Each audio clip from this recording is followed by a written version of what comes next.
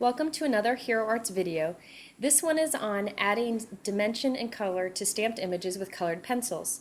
Here you can see what the final card looks like, and you can tell that the bird has a little bit of added color and dimension with colored pencils. Here I'm just going to stamp an image with the new Hero Arts ink. You can see my stamp is slightly yellow, and that's just a little bit of a stain from a previous stamping project I did. But even though I cleaned it really good, it'll be stained like that, but you don't have to worry about it transferring on future stamping. It's just the nature of clear stamps to stain slightly, but that's okay because it'll still stamp just fine. So I've stamped it with the blue ink, and now I'm going to add some dimension and shadowing with a darker color, blue colored pencil. I do this technique a lot. I rarely leave a stamped image just a solid color. I love to add the dimension and additional color with the colored pencils. It's quick and easy to do. So now here I am adding a little bit of like aqua color on top of the blue that the bird has been stamped in. It just gives a little bit of variation in color, adds a little bit of interest. Now if you wanted to, after you finish this, you can go back with blending pen or with Gamsol to kind of make it blend perfectly, but I tend to just leave it as is.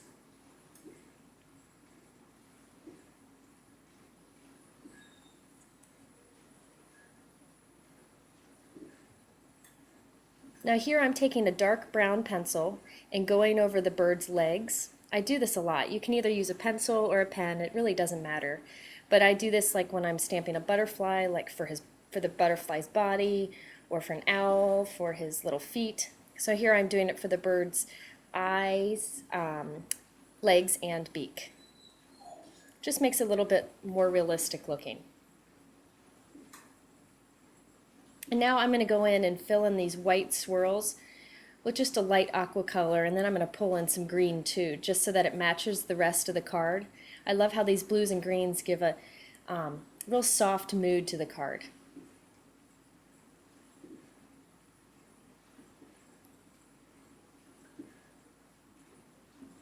And here you can see the green that I'm pulling in. Quick and easy to do. It doesn't have to be perfect.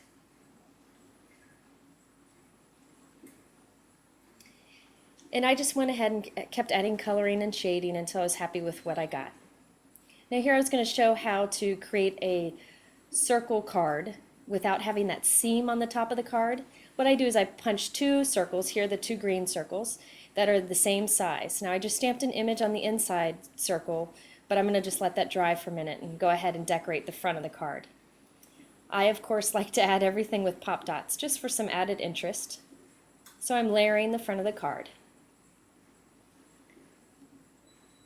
And these are just punch pieces using various Fiskars punches.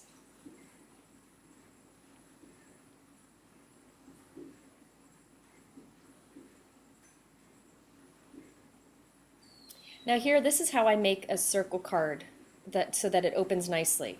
I'm just putting a little crease at the top of the inside circle, and on this little flap I'm going to put my adhesive. I put a good amount on it.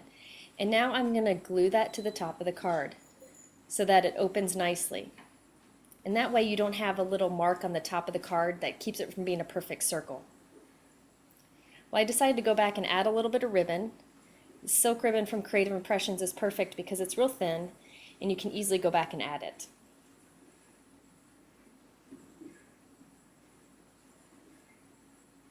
I tend to use a lot of the thinner ribbons when I'm going to mail a card so that the knot isn't real bulky, because sometimes when you send it through the mail it tends to tear the envelope.